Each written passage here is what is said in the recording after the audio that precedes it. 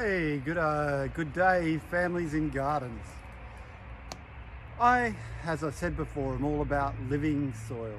I think that a key to our vitality is definitely having a living soil system. A friend of mine recently called it bioculture, culturing life. And if we culture the life force in our soil and we eat the produce that come from that soil, we're culturing the life force within us. In my workshops, I talk a lot about intentional gardening with love in your heart, and putting the energy of love and care and nurture into your gardens is going to return that energy tenfold to you. So creating this living soil, there's many ways we can do that. Microbes, fungi, bacteria are our friends. And I'm standing beside my worm farm here, which I've carted around with me all over the countryside for the last 3 or 4 years or so. And all my scraps go into this worm farm, straight from my kitchen, out of the little compost bin into the kitchen, into the top or the active tray of my worm farm. Now, I do not put citrus. I don't eat red meat, but if you do eat red meat, you wouldn't put meat scraps in your worm farm. I don't put bread in my worm farm, and I don't put onion skins in my worm farm, or anything that's really oily or whatever. But everything else, as you can see, pretty much, with some flowers that I bought my partner, banana, avocado things, they do take a while to break down, cobs of corn. Eggshells never really disappear, but if we crush them up, they break down and the calcium does return to the soil. So this is my active tray of my worm farm, and I'm not too sure I can, but that's underneath the top layer of food. There's an active tray of worms, and you can see this black soil here is vermicompost, which contains all the microbes, all the nutrients that have been broken down and released from our food, and we can return that back as this beautiful black soil as an input to our living food system. So here's a tray of castings, and this is just a stainless steel caterer's tray that I found out of a skip bin. It's got holes in the bottom of it so that it drains out. And what I do with this is, like, every few days or so, I like to check on my worms. So I just separate the trays. I had this one out in the sun before, but when I opened it up, it was pure worms on top. So you can just leave your tray open in the sun and all the worms will go down because they don't like light. And you can just scrape off the ready castings. I'm just putting them in that tray because that's what I use it for. And use that in your seed raising mixes, in your no-dig garden systems. When you're planting seedlings out, a little bit of worm castings is a real boost for the plant. It has all the goodness, particularly the life force that the plants need. Also being aware that the castings are going to be full of worm eggs, and so I'm actually introducing my worms into my garden system by doing this. And just be mindful too that worms aren't good in pots. So if you're growing in large containers or something, you want to keep the worms out of your pots if possible. They chew all the organic matter down, and you see the soil or the media in your pot just shrink away. And that's not the best for your plants. So down to the third layer. This was my last active tray. You can still see here the worms haven't gotten to this. It's rather wet and moist. But I don't know whether you can see what's going on in there. Like, there's a lot of active worms in there. They're feeding away, so I'm going to put that one back on the bottom layer.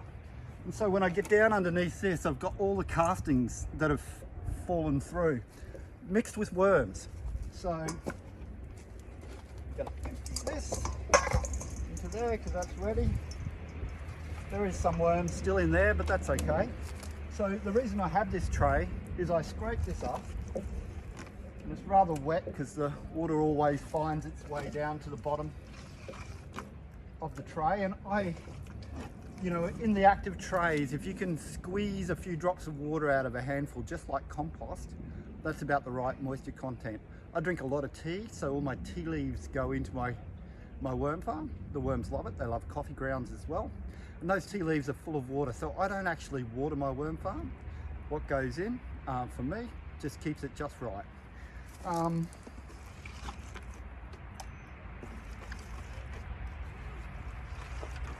So I'll harvest what's in the bottom here, just put it in my tray, and I'm going to put that on the top of my active layer. And so the worms that are left here are going to find their way back down through the little holes that are in the bottom of this tray and go back into my cast, go back into the farm. And that way I'm going to keep them in the system. So now I'm going to put the last, actually I'm changing today. I'm going to put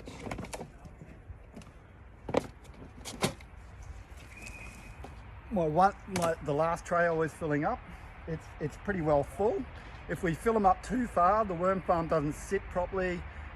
Flies and other insects can get in more easily. So I'm putting this one down on the bottom as the done one. And then the next done one is this one. It'll go on the next layer, and I'll just pushing that down so it sits nice and snug.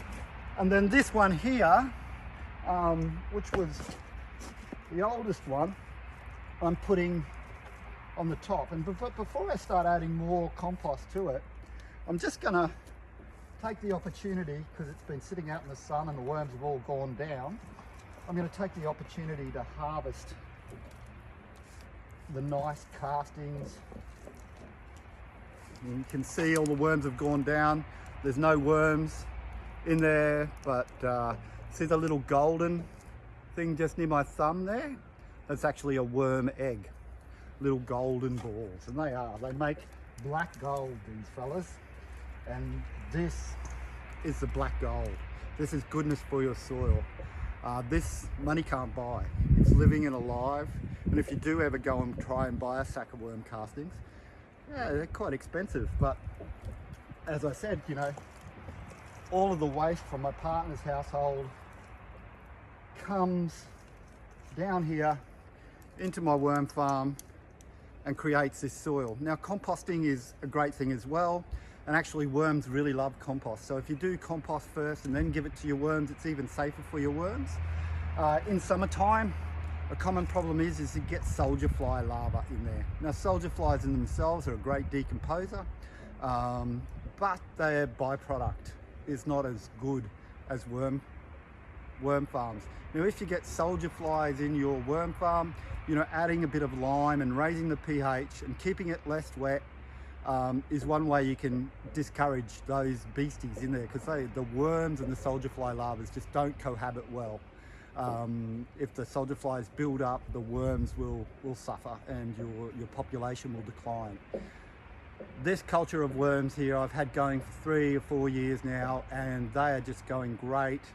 Take little care. All I do is empty the compost bin on them, check the bottom tray, scrape the worms and the castings up, and they go back through the system. I don't even have a tap on this little worm farm. It's missing, but I just keep a little container, this stainless steel dish, which are full of castings at the moment, which I'm going to spread and tuck into my my no-dig garden as a microbe input, and also as a nutrient source for the plant. So I'm creating my own fertilizer by utilizing the household waste, and that's really what permaculture and synergistic living is all about, is how do we minimize the inputs of energy going into our system and maximize the outputs of energy. Worm farms are a great way of taking your kitchen scraps and turning them into gold. Happy gardening.